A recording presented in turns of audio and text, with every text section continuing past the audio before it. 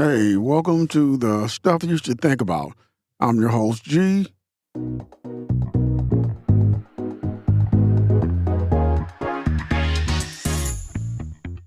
Imagine you're driving through the edge of your city.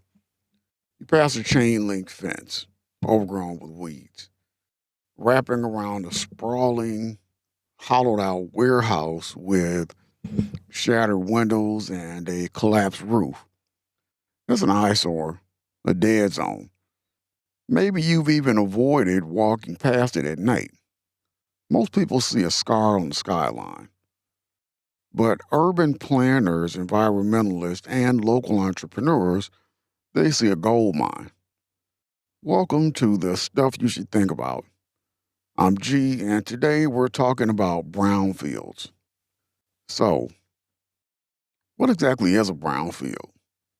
Sounds like a farming term, but it's actually a real estate and environmental term.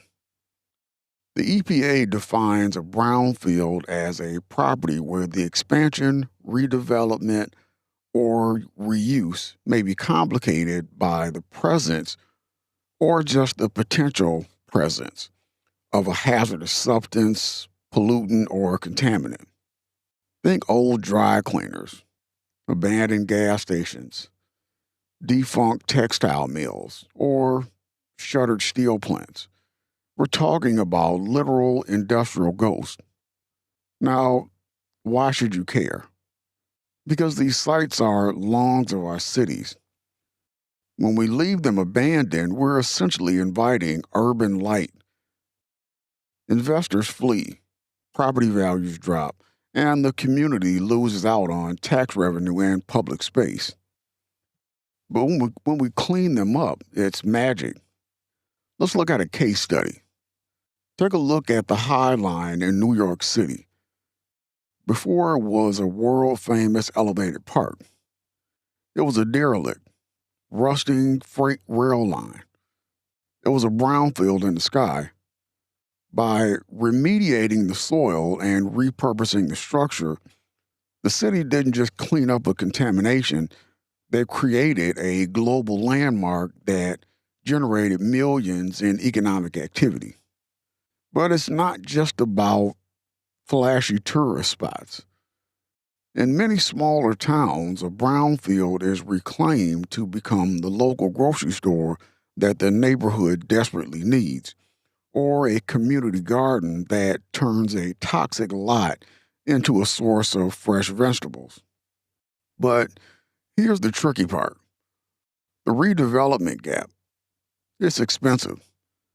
You have to test the soil, dig up lead, seal off asbestos, and navigate a mountain of legal liability. If it costs $2 million to clean a site, but the land is only worth $1 million, once it's clean, guess what happens? Nothing. It stays a fence-wrapped eyesore. That's where the alchemists come in. It's a mix of government grants like EPA's Brownfield program, private developers with a vision, and community activists who refuse to let their neighborhood rot. I spoke with an urban developer last week who told me every brownfield is a story waiting for a new chapter.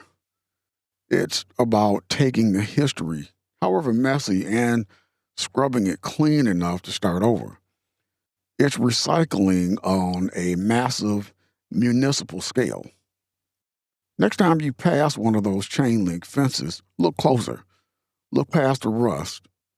Imagine a park or a playground or a housing complex where the air is safe to breathe and the ground is safe to play on. Because a brownfield isn't just a patch of dirt, it's the platform for the city of the future. Thanks for listening to the stuff you should think about. If you've seen a cool brownfield to greenfield transformation in your own town,